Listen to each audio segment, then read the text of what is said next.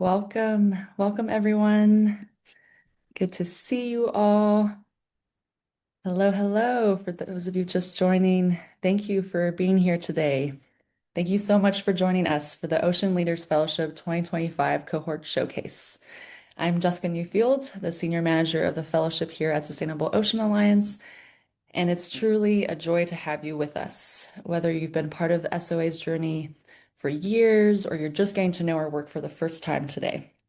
And for those of you who may be newer to SOA, Sustainable Ocean Alliance is a global nonprofit dedicated to accelerating ocean solutions by empowering young leaders and innovators across more than 165 countries.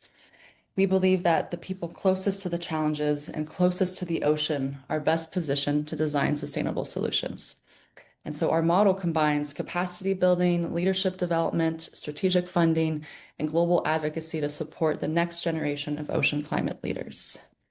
Next slide. So the reason that we are all here today, the SOA Ocean Leaders Fellowship, in partnership with Donna Bertoli Philanthropy, is one of SOA's flagship leadership program for early career professionals working on the front lines of ocean protection.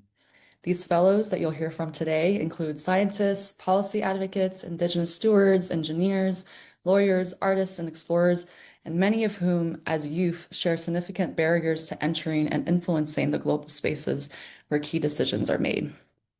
So the fellowship exists to change that.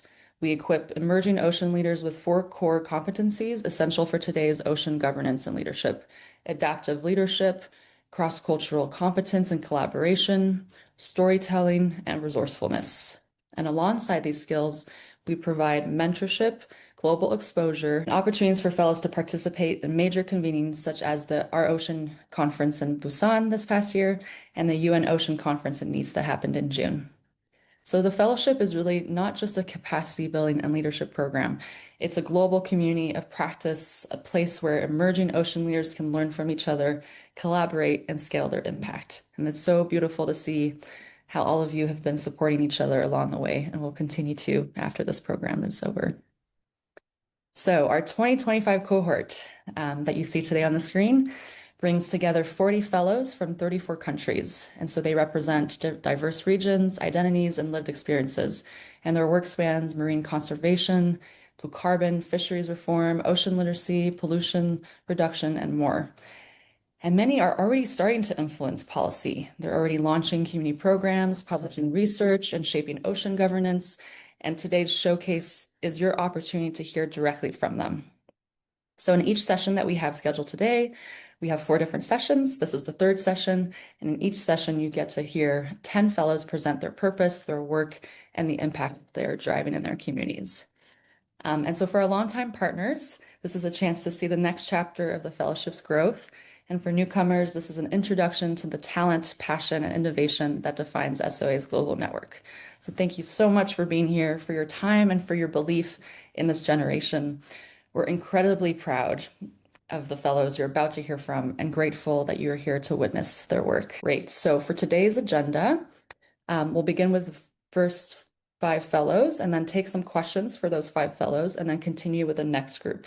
So please feel free to ask your questions in the chat directly during the presentations if something comes up in your head as they're speaking, and make sure to add the name of the fellow you are directing the question to. And after each presentation, each grouping of presentations will moderate the questions and we can get to chat a bit in between them. Wonderful. Okay, without further ado, we've got Beth, who's up first as our first presenter of this session. Beth, when you're ready, you can share your screen. I won't be using slides today. Sorry, I will be sharing my story directly.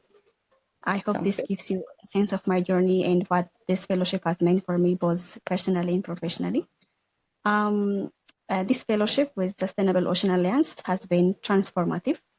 I was given the chance to attend 2 international conferences, and at these conferences, I engaged with global leaders, participated in workshops, and learned how youth voices can influence real-world solutions for ocean conservation.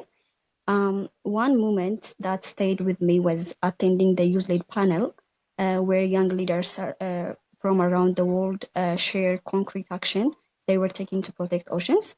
Hearing their ideas, passion, and solution made me realize that age is never a barrier to creating real impact. And it inspired me to think bigger about what I can contribute. And also in September, I also had the honor of being a panelist at African Climate Summit, where I shared my fellowship experiences and highlighted youth-led initiative in climate and ocean conservation. Speaking on that international stage, it gave me confidence in public speaking, policy engagement, and advocacy. Beyond the international stage, I had also the opportunity to participate in online webinar in Ethiopia, where I was selected as 15 young Ethiopian change makers, and I shared my experiences with the Ocean Leaders Fellowship and the skills, the network, and the perspective I gained. And it was incredibly rewarding to inspire local youth and show how global opportunity can be translated into action at home.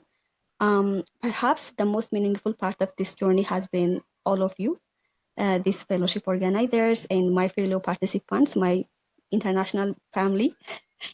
Your support, guidance, and collaboration has made this experience truly special, and I feel very privileged to be part of this community. And I continue to stay connected and inspired by the relationship we have built together.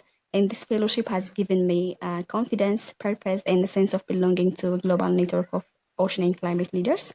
And moving forward, I'm excited to continue applying these lessons, inspiring youth in Ethiopia and beyond, and contributing to tangible solutions for our ocean and climate. And thank you very much for letting me share my journey with you today.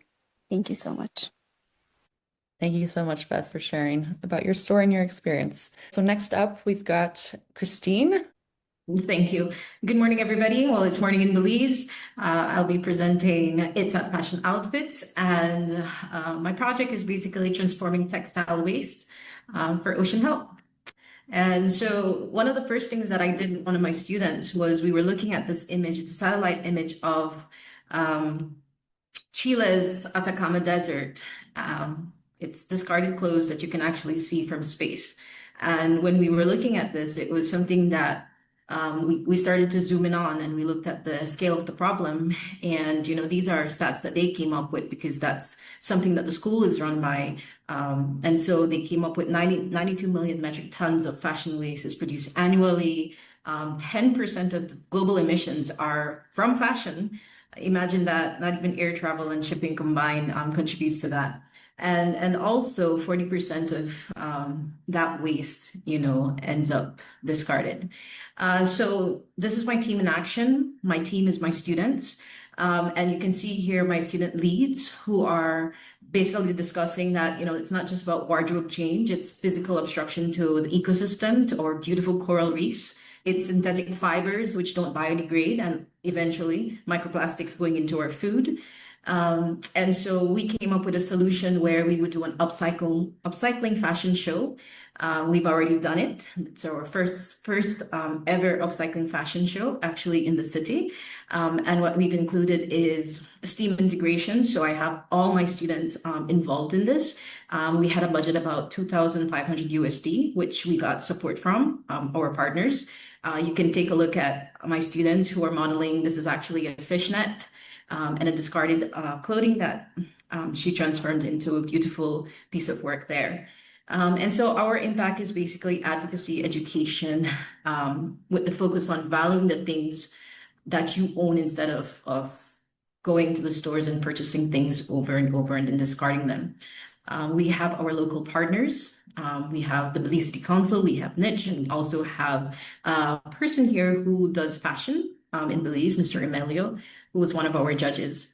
And so the vision is that we're going to continue this, and it's going to be an annual upcycling fashion show. So 2026 is around the corner. We're planning on integrating this into our curriculum, designing and upcycling because it takes a lot of work to go into this. Rehearsals and prep is mad. And then, of course, launching the fashion show to the public. And so again, inspiration from the fellowship.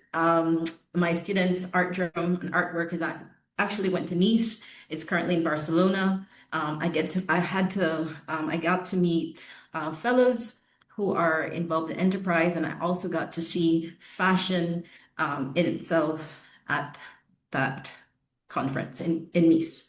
And so my time is up, and I'm going to stop there. Thank you. Thank you so much, Christine. And feel free to put in the chat some of the next information that you had on your slide. So if there's an ask or anything else, yeah, feel free to put that in. Okay. Great. Thanks so much. Wonderful. Okay, so we'll be moving to our next presentation with Jeff. Last year, I watched an elderly fisherman pull his net out of the ocean, and all it came up with was plastic tangled, bottles, nylon bags, and a lot of waste. He sighed and said to me, "The ocean is changing, but nobody is teaching us how to change it." At that moment, I came to a realization that many coastal communities around the globe are facing the same struggle. Fishermen struggle, young people are disconnected, and the ocean is quietly degrading. And that is why I'm introducing Ocean Bridge. Ocean Bridge is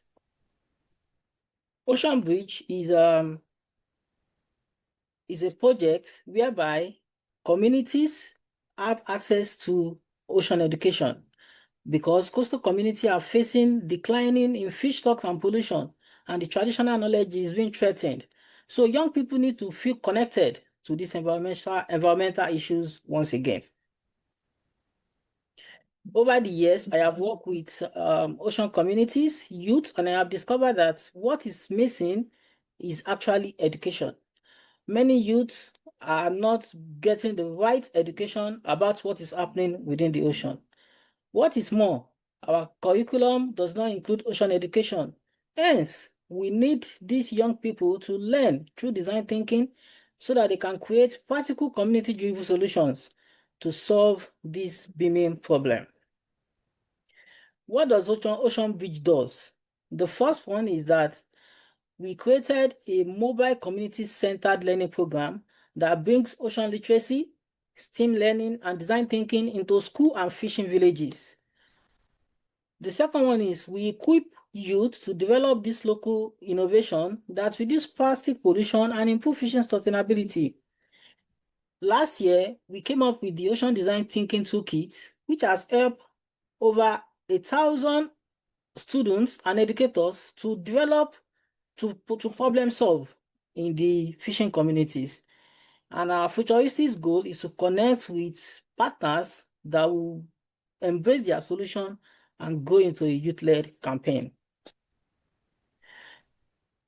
I have 6 years experience working in the ocean space, and I have led quite a number of projects in the Sustainable Ocean Alliance Ibadan, and I also co-founded Jet Recycling, and I have deep roots in Nigerian coastal community problem.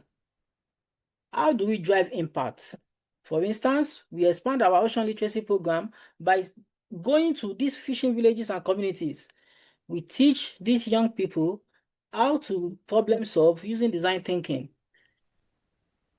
So we are requesting for 8,000 USD. It will fund our program, the curriculum and technical expertise. We also need that. And we need that to also expand to different communities. And we need to have technological support so that we can monitor our impacts. Thank you so much.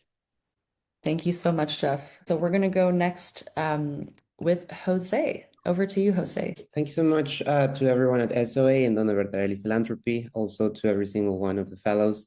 Super grateful of this year and everything that's meant for our work to Organizing for the Ocean. And so let's dive into the different depths of activism and advocacy that we've done over in Mexico and as well with SOA Mexico. So I just wanted to shout out that. My name is José Reyeros. I'm an ocean climate advocate, and I work at the intersection of stopping fossil fuels as a climate solution, as well as advancing ocean climate solutions. And so super important for me is to base of the science around the work that we do. And so right now we're seeing hitting tipping points with coral reefs. We're seeing the crossing of the planetary boundary and ocean acidification. And so our theory of change in the work that we do with our organizing is to coordinate efforts to combat ocean warming, acidification, deoxygenation, biodiversity loss. And so really love the work that's being done with the planetary boundary science teams. And here's a quick layout of the issues that we have identified. So Currently, we can see that there are huge funding gaps in three main elements that I think are pretty important for combating these challenges. Ocean protection, receiving only 1.2 billion out of 175 billion that's projected needed. For youth climate action, that I gotta say that there is proven increased litigation and mobilization on forestry policy that traditional advocacy can't really do. And for earth defenders, we also see just such huge gaps. They are the most efficient form of climate defense, and right now receiving 500 million approximately globally from 2023 records, and seeing that so much of that is not even direct financing. Something that was super clear when we were at COP30 and seeing the amount of land defenders, indigenous communities that are really demanding for that gap to be closed. And so talking about all of this, the work that I've been doing has been with the Whale Gas campaign to stop LNG in Baja, but also with other groups, especially in Canada, working to defend the Skeena River, and also LNG development that's methane heavy fossil fuel. And it's right on one of the second largest salmon spawning site in North America. And so for me, I think that the work here is to connect the science and communities, understanding those elements, campaign to stop mega corporations, and advocate for systems and financial change. And so this is all based in different youth climate studies on funding gaps for youth, on coming into the science, and being in the rooms that things are happening, and connecting with the grassroots organizing, as well as being on the spaces where things are coming. One more thing that I would love to say is that 40% of global giving goes directly to people. So something that we've been doing, especially with the Chile app, where I campaign a lot, and I gotta say, I'm super proud lots of people are doing as well, is fundraise for youth. And so a couple quick learnings. We need more youth ocean voices. We need to splash the climate space with the ocean happiness and connection. And really grateful for SOA for filling the gaps that's in community ambition that no one else is filling in the same way. Thank you. Thank you so much, Jose. Okay, next up, before we take a break for questions, is Mao. So what if movement could heal what climate change is breaking? So hello, I am Maureen Fonseca, and sports have been an important part of my life for as long as I can remember. They have shaped who I am, my discipline, my resilience, and my connection with nature. And during this fellowship, Leon and I discovered that although we come from very different backgrounds, we have two things in common, that we love. That is sports and oceans. So that is how we co-create our project. That is a new way to regenerate marine ecosystems through the energy athletes already bring to their sports. So sports are powerful. We do sports because we care about our health, about our performance, about our progress. And for most of us, the experience stays personal and almost isolated. At the same time, climate change is already showing up in athletes' lives. And yet many of the sports we love depend completely on nature.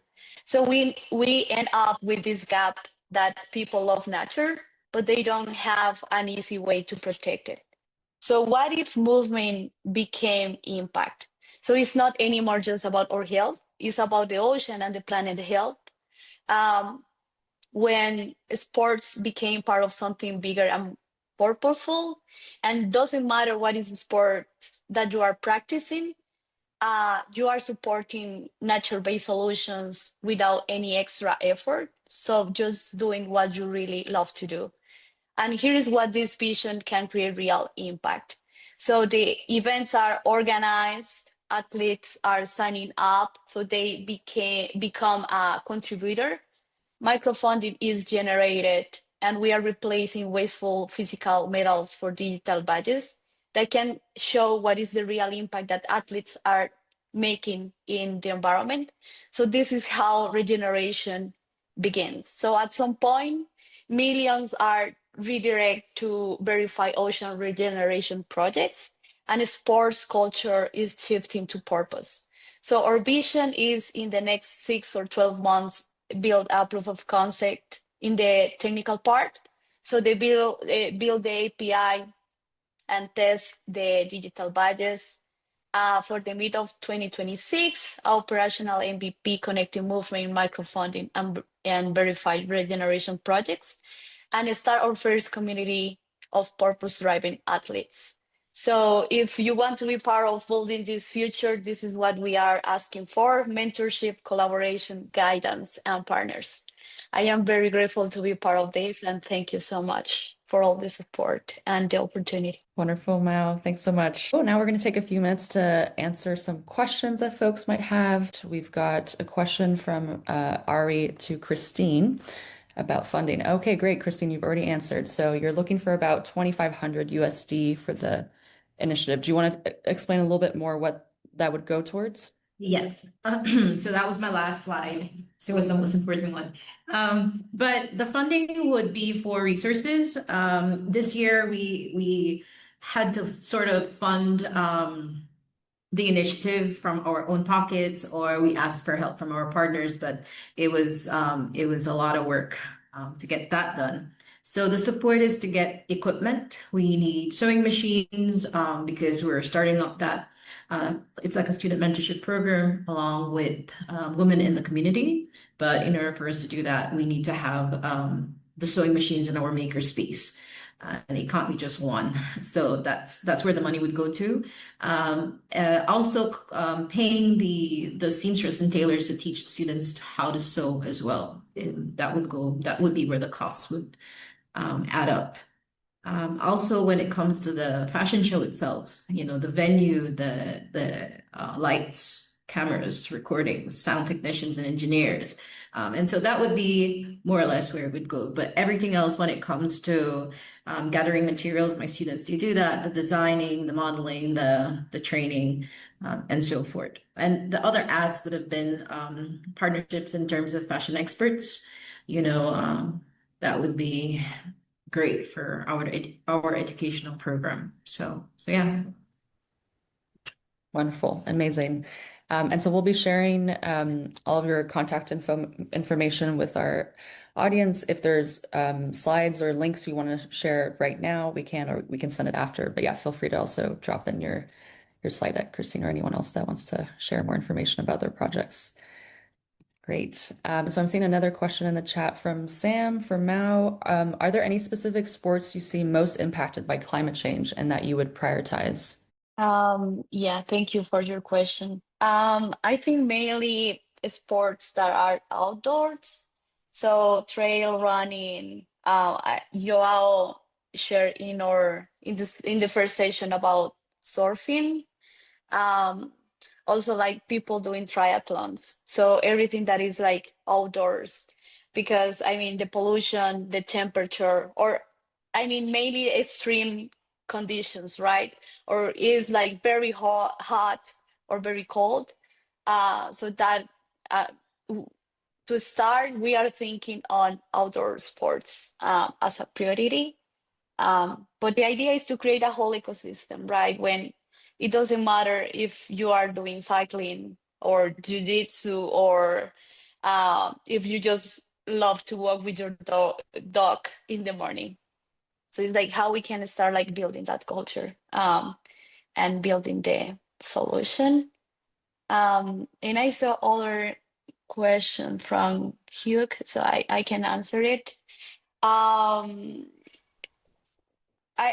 I think at this point we don't have like a final vision on how this looks like as a final product.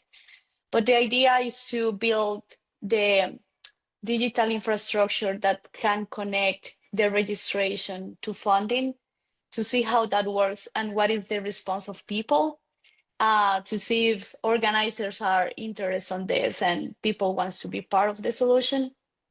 And later to start like creating the whole ecosystem, right? Like a platform, an app, to create a community where people can share their activities and achievements and everything. So something like that. But thank you for your questions. Thank you, Mao. I see a question from Matthew for Jose. The question is, are you working on fighting the expansion of the CFE power plant in La Paz? That's a great question. Yeah, there's like a consortium of so many different projects that are around gas happening in Baja. So hopefully I'll be there most of January and February working on that. Great. Lots to plan for that. Right. Thank you for your question and answer. And then I see another one from Sam for Jeff. Were there any design thinking related resources, for example, professors, instructors, practitioners, that would be helpful to your educational goals? Yes, we are trying to have a connection with this human-centered design toolkit. That is the IDEO design kit. Although we've not fully utilized it, but we are looking for partners that can give us access to that design toolkit, and so that we can be able to localize it in our community. Fantastic. Great. And feel free to share anything, other resources you're looking for in the chat as well. Thanks, Jeff. Wonderful. Okay, so we will now move into our second section of presentations. We've got Shabib coming up first. Yeah, so you can see the next speakers. So this is me, Shabib Asghar, and my pitch is where purpose meets the reef, growing natural strength. So this is me, Shabib. I'm a father of 2 sons.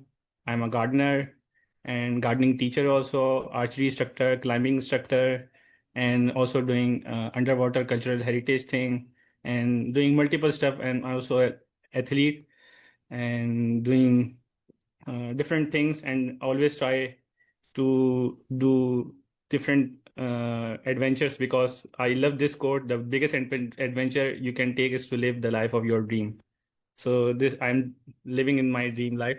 So this is the start of my ocean journey, the dive with purpose. When I first dived in Pakistan, and I saw the climate change and human activities which are degrading the corals and disturbing the marine ecosystem. So I immediately realized that somebody had to protect them, and nobody is doing anything in Pakistan. So why not me? That's the clicking point for me to start my ocean journey.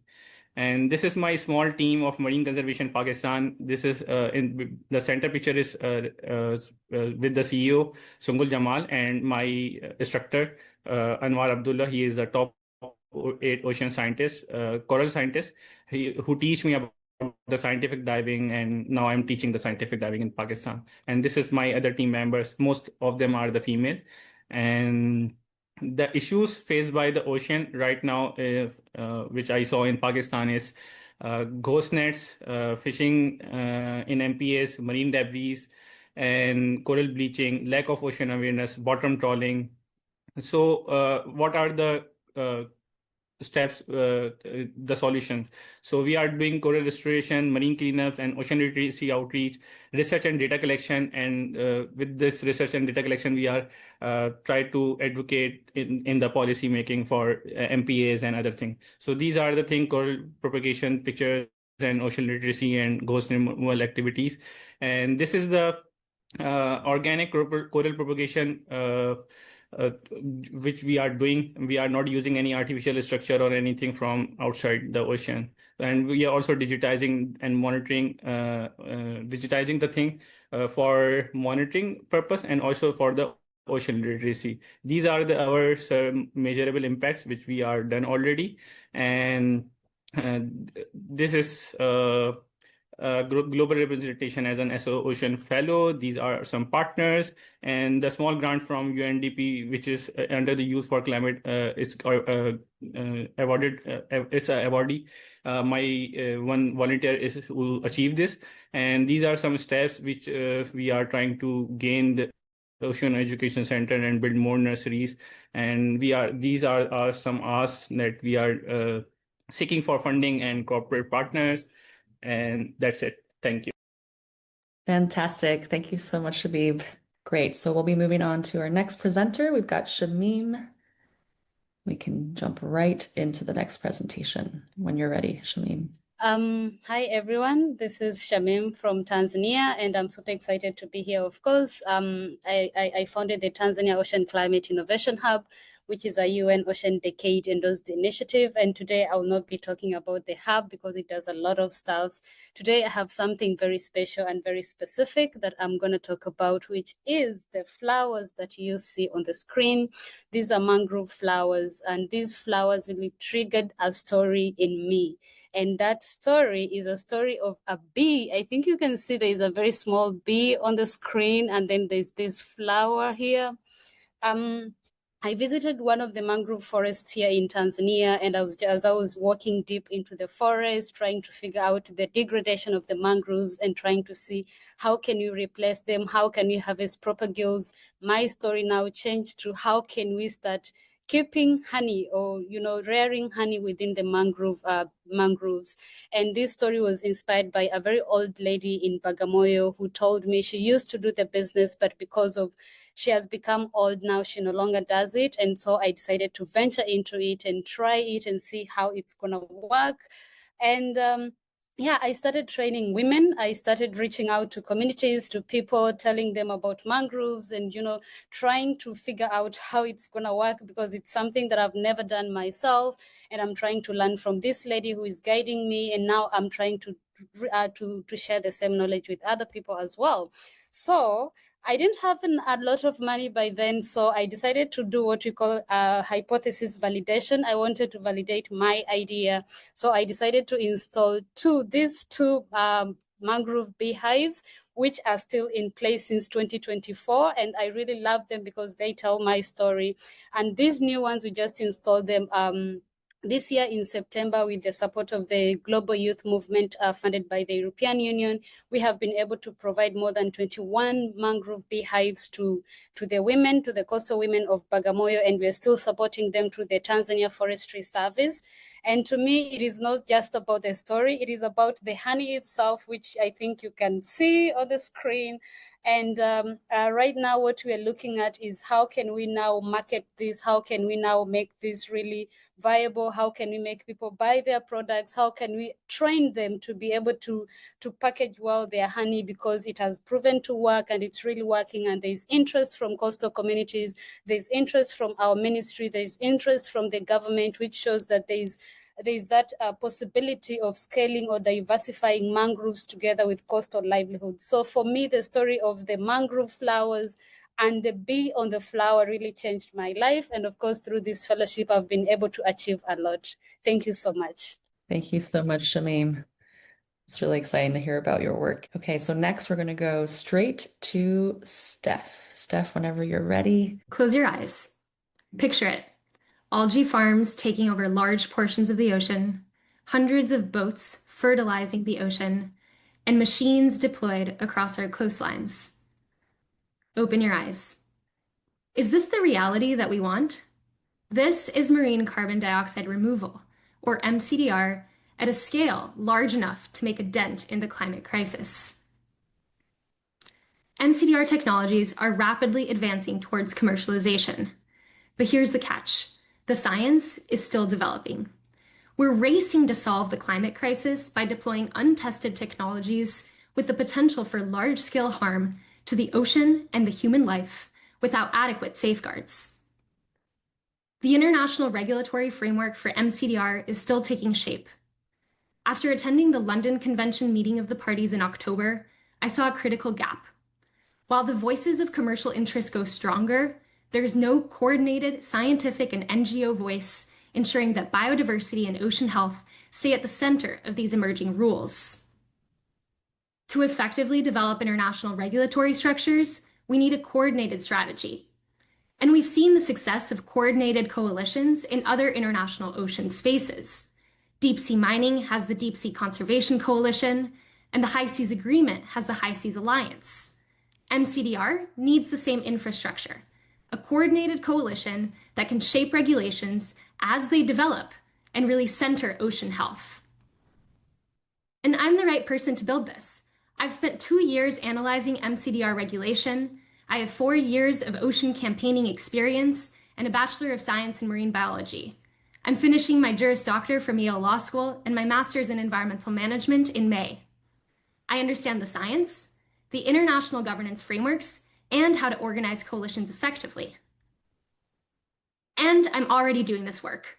I've already collaborated with organizations such as Ocean Care, the NRDC, IUCN, and the Deep Sea Ocean Stewardship Initiative. In fact, at this year's London Convention meeting of the parties, I brought the Observers NGO together to discuss greater collaboration. And I'm requesting seed funding of $10,000 to catalyze this coalition. The funding will support coalition engagement with NGOs, collaboration with scientists, development of a campaign strategy, and an in-person convening before next year's London Convention meeting of the parties. While some MCDR techniques may offer a climate mitigation pathway, the deployment of MCDR cannot come at the expense of environmental harm. We need to proceed cautiously, equitably, and comprehensively. Thank you so much for your time, and I'm excited to stay in touch. Wonderful. Thank you so much, Steph. So we've got 2 more presentations, and then we will go to questions. Great. So we've got Jake first coming up. Hi, this is Christian Jake Sabihan Tabara from ATM Youth Network.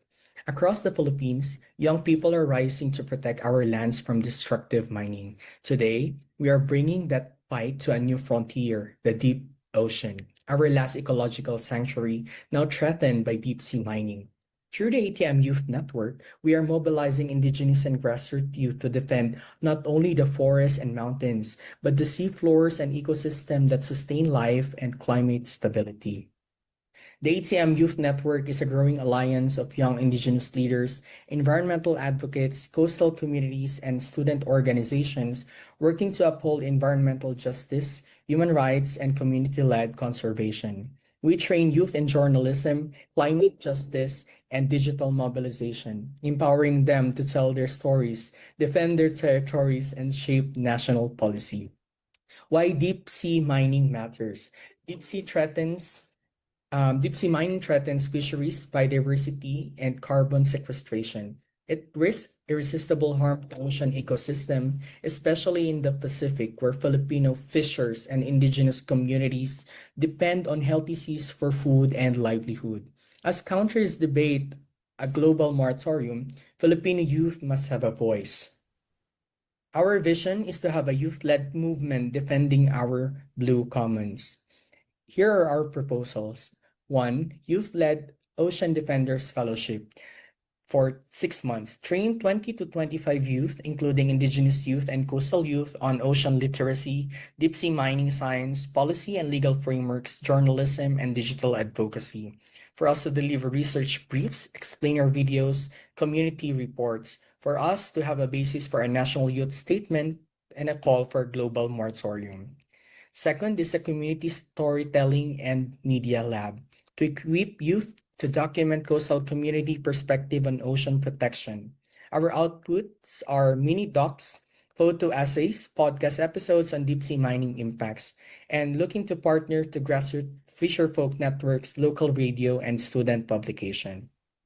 Last is the Philippine Youth Coalition for a Deep Sea Mining Moratorium, to build a youth-led coalition across universities, coastal barangays and villages, and NGOs. Our activities includes policy forum, campus roadshows, people summit, targeting to have an influence in the Philippine position towards supporting a moratorium at ICA. Our funding needs and invitations to our partners and networks who's here listening right now is to ask support for training, logistics, and materials, travel for fieldwork and youth mobilization, media production and toolkit, microgrants, further proposals, and our call to action is to join us in building the next generation of ocean defenders, young leaders safeguarding our seas from deep sea mining. ATM Youth Network is uniquely positioned because we work directly with indigenous youth, rural communities, and young advocates at the front line of extractivism. Our approach is intersectional: ocean protection, anti-mining, indigenous rights, youth empowerment, and human rights. With your support, we can build the next generation of ocean defenders, young leaders who will safeguard our blue commons and ensure that deep-sea mining never destroys the future we are fighting for. Together, we can turn youth power into real action. Maraming salamat po. So last but not least, for this session, we have a video from Paola, who is in Antarctica right now. Saludos from Antarctica. I am Paola from Puerto Rico, a proud Ocean Leaders Fellow and a PhD student at UC Santa Barbara, part of the Cohort Pentos Lab, where we bring knowledge to the world from the ocean's most remote corners, from the deep sea to the poles. I'm currently in McMurdo Station, Antarctica, with little internet access, but thanks to my lab and the SOA family, I'm able to bring this recording to you because Antarctica truly connects us all. And what better way to show you that live from the largest marine protected area in the world, the Ross Sea, which is actually the frozen ocean right behind me. I am here because I believe that exploring the Earth's final frontiers and connecting communities around the world with it is crucial to its conservation. As a scientist, I see research as a tool to bring communities closer to their ocean resources. As a conservationist, I aim to share our knowledge with its stakeholders to put our science into conservation action. While remote to humanity, both the deep sea and Antarctica's underwater ecosystems are also threatened by the triple planetary crisis. We aim to study its chemosynthetic ecosystems, those that instead of the sunlight use chemicals as a primary source. Methane, a powerful greenhouse gas, was discovered in the 80s to seep from the seafloor. But instead of outgassing into the atmosphere, we actually see a habitat full of diversity, using this as a primary fuel for an entire ecosystem unique to it here. My goal is for these results to strengthen the importance of the Ross Sea MPA as a place of great diversity and life, even in the coldest place on Earth. Throughout this year's preparation to go to Antarctica, the Ocean Leaders Fellowship has been key into my growth as a science and ocean leader, and this expedition's success. The workshops gave me confidence to share my science with stakeholders and to proudly carry the values I see in my local community into my work. From Maria's collaboration within anti-deep-sea mining campaigns to Sonia and José's immense knowledge into community activation for climate action, and our panel at UNOC, I don't doubt this is the beginning of more collaborations toward ocean conservation to come. Lastly, as I bring not only Puerto Rican but Caribbean representation to the poles, as the first Puerto Rican to scientifically dive under the Antarctic ice, this fellowship has truly given me the tools and platform to connect my community with the international ocean conservation efforts and the deep sea community. As a deep sea and polar ecologist, it is my goal to translate my science into the most remote and deepest point in the Atlantic, the Puerto Rico Trench. Little is known of its chemosynthetic ecosystems, and even less scientists are actively studying it in the Caribbean. I aim to contribute towards this knowledge gap and make Puerto Rico a center of ocean research and pioneer its efforts to study its waters, from life on its shores to the bottom of its deepest habitats. My vision is to create a transdisciplinary research program for deep-sea exploration on the island that will foster an inter-Latin American and Caribbean network for deep-sea research on its waters, a program run by Caribbean Islands for its Caribbean community. Reflecting the values I have experienced both as a member of the Deep Sea Biology Society, to years of coral restoration work on its waters, and the SOA Fellows, its efforts will concentrate on both research and fostering the connection of our communities to their ocean resources that goes way back to our indigenous roots on the island.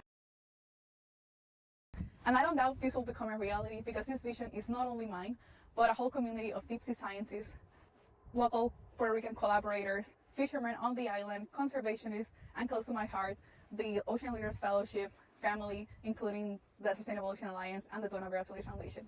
Thank you so much for your time, and I hope to see you soon in the north side of the world. Wonderful.